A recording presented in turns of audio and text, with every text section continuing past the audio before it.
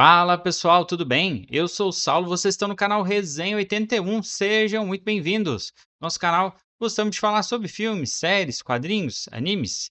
E o assunto de hoje é quadrinho, TCKO, mais um vídeo aqui sobre esse assunto. E nesse vídeo de hoje nós vamos falar sobre as oitavas de final, os confrontos de oitavas, que eram lutas estilo Street Fighter, Mortal Kombat ali, e com 3 rounds. E a gente já resenhou aqui o Superman e Capitão Átomo, né? Mas vamos trazer todos os confrontos e quem ganhou, certo? Então, editor, bastante coisa para falar. Solta a vinheta.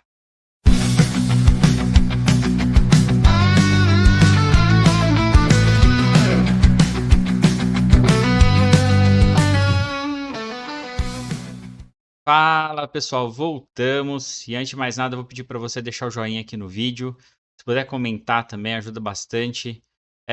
Compartilha com os amigos, quem curte quadrinho aí, que gosta da DC, ou mesmo de quadrinho em geral. Pô, compartilha com seu amigo aí. E você que chegou agora, puder se inscrever no canal. Tem vídeo quase todo dia, ativa o sininho que você recebe aí a notificação. Beleza? Então vamos lá. Antes de mais nada, deixa claro, né, que temos spoilers aqui, então vão ser os resultados dos confrontos. Eu não vou dar muito detalhe, né, um ou outro ali, falar o que eu achei, né, qual que foi a experiência. E, e aí, em breve, né, vai sair aqui o resumo da edição número 3, que tá para sair nos Estados Unidos em breve aí. Beleza? Então, vamos lá. Então, spoilers. E aí, fiquem atentos. Ok. A primeira edição, né, Round One aí, que eles empregaram nas capas, né, que foi esse selo All Fight Month, né, que foi o evento de lutas aí das que eu chamei de oitavas de final, que eram 8 confrontos. O primeiro saiu na edição separada, Superman vs Capitão Átomo, né, a gente já resenhou aqui, então tem um vídeo aí, um cardzinho aqui, para vocês poderem ver o vídeo com bastante detalhes. E nesse confronto, o Superman levou, ele ganhou do Capitão Átomo, né? Foi uma edição legal de ler. Ele levou e tá bem interessante quando sair por aqui. Vale a pena. Não sei como é que eles vão publicar isso aqui no Brasil, mas vai ser interessante acompanhar, certo? Então, beleza, eu já vou passar para o próximo evento, que foi a luta do Aquaman versus o Homem-Gavião. Essa luta saiu direto na HQ do Aquaman, né? E ela teve a vitória do Aquaman com ela, ele deu uma evoluída ali no poder dele ali de controle das águas e deu uma surpreendida no, no Gavião Arqueiro lá. Então, essa HQ foi ok, foi um pouco corrida. Essas HQs que não saíram numa HQ especial, elas saíram direto na HQ de um personagem, né? No título do personagem. No caso do Aquaman e o Gavião Arqueiro, essa HQ saiu na edição número 12 de Aquaman, certo?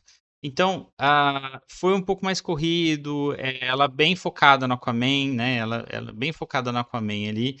Então, tem alguns backgrounds ali no meio da história. Então, essas HQs, elas têm menos página, né? As HQs especiais, geralmente, elas entram como se fosse o número 1, e elas têm um pouco mais página, então tem mais espaço ali para arte, tem mais espaço pro autor desenvolver a história, o autor e o artista desenvolverem a história, certo? Então essa HQ foi um pouquinho mais corrida, mas foi interessante ali o desfecho, né? Com o Aquaman surpreendendo o Homem-Gavião com um controle dele sobre as águas. HQ da Mulher Maravilha versus Lobo saiu na edição especial, então teve mais páginas, certo? Essa HQ eu tava com bastante expectativa, né, pela brutalidade e tal, e realmente ela tem bastante brutalidade, tanto pelo lado do Lobo quanto pelo lado da Mulher Maravilha. Só que o miolo começa a deixar a desejar, sabe? Então, a, me- é, resumindo ali, na primeira luta, o Lobo leva a melhor. Na segunda luta, a Mulher Maravilha, ela acessa aquela armadura lá que a gente viu no Mulher Maravilha 1984, né? E ela traz outras Amazonas, então fica meio. Não fica um contra um, né? E no final, os dois lutam ali. Em várias modalidades ali. Quando chega numa parte ela que eles começam a lutar de uma forma bem mais sangrenta, e a Mulher Maravilha acaba levando a melhor, então, sobre o Lobo. Mas eu esperava mais, eu confesso que eu achei que ia ser mais legal, o começo foi interessante, depois eu achei que despencou um pouquinho. Próximo round aqui, Cyborg e Homem do Pântano. Ó, então, esse aqui eu não curti mesmo. Esse foi uma HQ que saiu direto na Titãs, né? HQ dos Titãs. E ela ficou no. O Cyborg acabou levando a melhor, né? Então ele, ele, ele ganhou. Mas no final foi meio que tipo uma entregada. Eu não sei, eu tipo, achei um pouco estranho o jeito que foi conduzido. Então, no final ali, não achei que o Cyborg pudesse levar essa, não. Achei que ia dar o Homem do Pântano, mas surpreendeu aí com a vitória do Cyborg, mas no final meio que o Homem do Pântano fez ele prometer ali que ele levar, que ele seguiria lutando ali, né? Então, Cyborg no round número 4. O número 5, a Arlequina e Zatanna. Essa eu não tinha a menor ideia do que eles iam fazer, mas eu achava que a Zatanna ia ter realmente prioridade. É, prioridade não, a vantagem, né? Usar magia e tal. E foi isso mesmo que a Arlequina pensou, né? Ela foi com tudo pra cima da Zatanna, porque ela falou: não tem como ganhar isso aqui. E a Zatanna, ela é bem mais poderosa. E no final das contas, meio que essa HQ que me surpreendeu, porque assim, pelo tom honesto, né, que foi desenvolvido da Harlequina indo pra cima e a Zatanna tentando não usar magia, né, pra lutar contra a Arlequina ali. E assim, o final a Zatanna realmente ganhou, né? E a Arlequina também fazendo a Zatanna prometer que levaria isso a sério, né? Tipo, não importa quem fosse o adversário ali. Então achei. Das HQs foi a que mais me surpreendeu mesmo. Não tinha tanta expectativa, mas realmente ela me surpreendeu pela honestidade, né? Pelo tom, assim. Gostei bastante dessa aqui. O Lanterna Verde, o Flash Lanterna Verde, saiu direto na HQ do Flash, né? Na verdade, aqui a gente tem o Guy Gardner e o Jay Garrick, certo? E o Guy Gardner acaba levando, né? Como vamos dizer assim, jogando fora, né? Porque tá na HQ do Flash. Ele acabou levando. E a outra que, assim, bem corrida, sabe? Uma HQ muito corrida. É, não desenvolveu direito ali, tal, mas no final deu o Guy Gardner contra o Jay Garrick aqui no final lá. E o outro bem amistoso, assim, né? O combate mais amistoso ali, sem muita treta. Lex Luthor e versus o Etrigan, né? Então, essa aqui foi interessante, mas saiu direto no Superman número 33. Ela tem momentos que está rolando em paralelo aqui nessa HQ, né?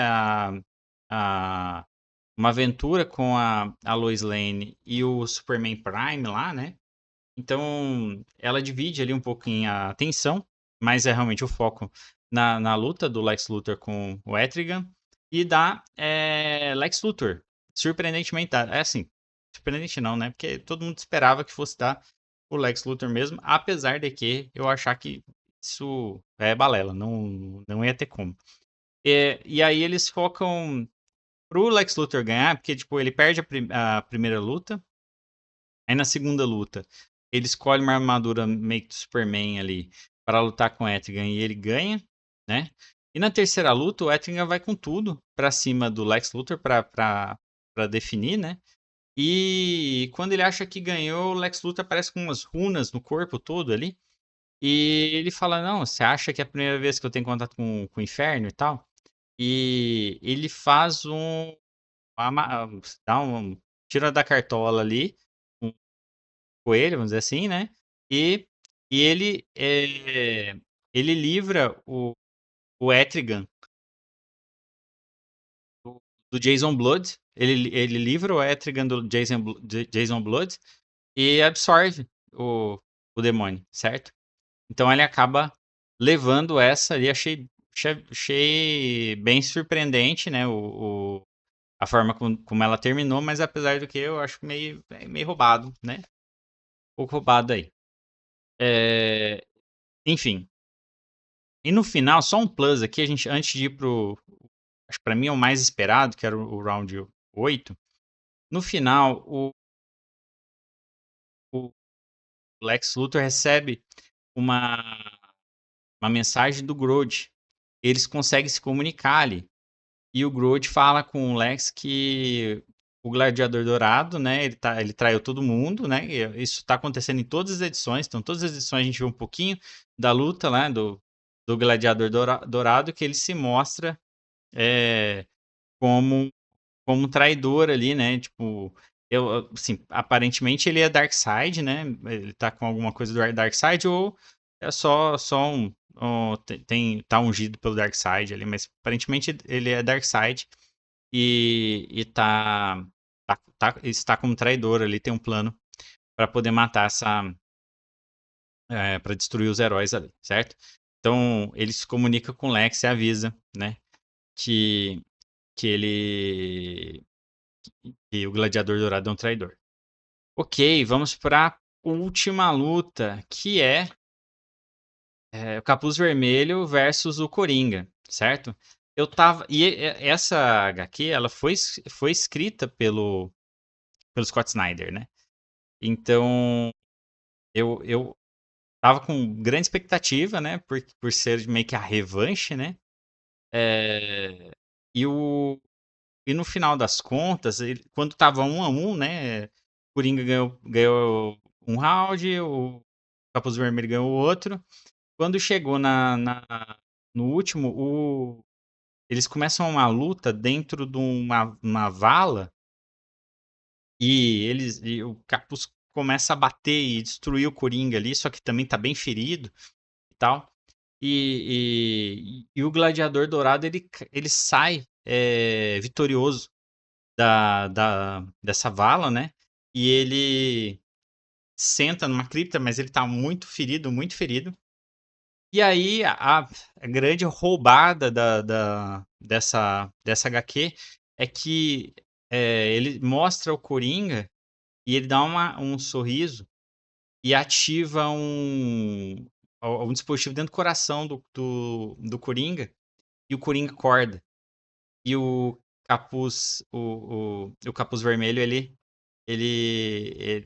é derrotado, né? Porque, assim, quem ficou vivo mais tempo ali.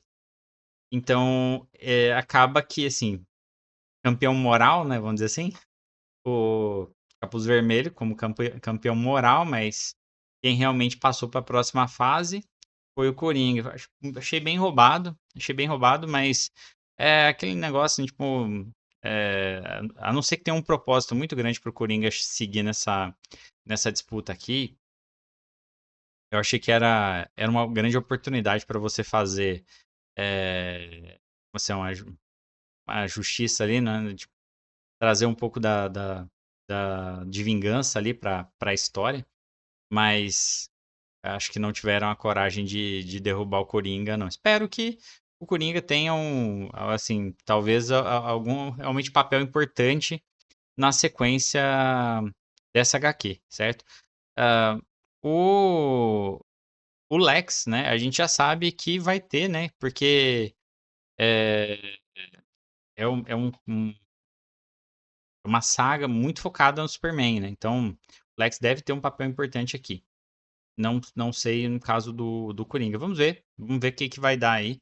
Eu achei o saldo ok, não são tains bobos, né? É um conceito bem interessante para as HQs, esse meio tempo aqui, né? Bem focado, todas as 8 lutas, né? Algumas saíram em edições especiais, outras saíram nas mensais, né? Dos personagens, mas o saldo foi positivo. O que eu falei, a do Superman eu achei muito boa, a da Zatanna e da Arlequina, ela me surpreendeu. Eu achei, eu gostei da do Coringa, do Capuz Vermelho, mas eu achei, nossa, quando eu li, a roubada no final ali, eu fiquei um pouco, deu um sabor muito agridoce, assim, mas realmente foi, os caras usaram o recurso narrativo ali, bem esperado, talvez, ali do Coringa, e ele acabou levando. No final das contas, o que eu achei é que eles pegaram a maioria das histórias, eles tentaram deixar assim, palpáveis, né, para aqueles universos ali de cada um dos personagens, ver como cada história iria se resolver, tentaram se manter no core ali dos personagens, nenhum personagem saiu muito ali da sua personalidade, né, e tal. E sim, e alguns como evoluções, no caso do Superman, no caso da Zatanna, que eu achei uma evolução interessante, né. Gostaria que o Capuz Vermelho tivesse levado essa aí, mas não levou. Mas no final das contas foram histórias legais, foram divertidos de acompanhar. Agora vamos aguardar a edição número 3 do DCQO e eu trago aqui para a gente comentar, beleza? Valeu, pessoal. Fiquem com Deus e até a próxima.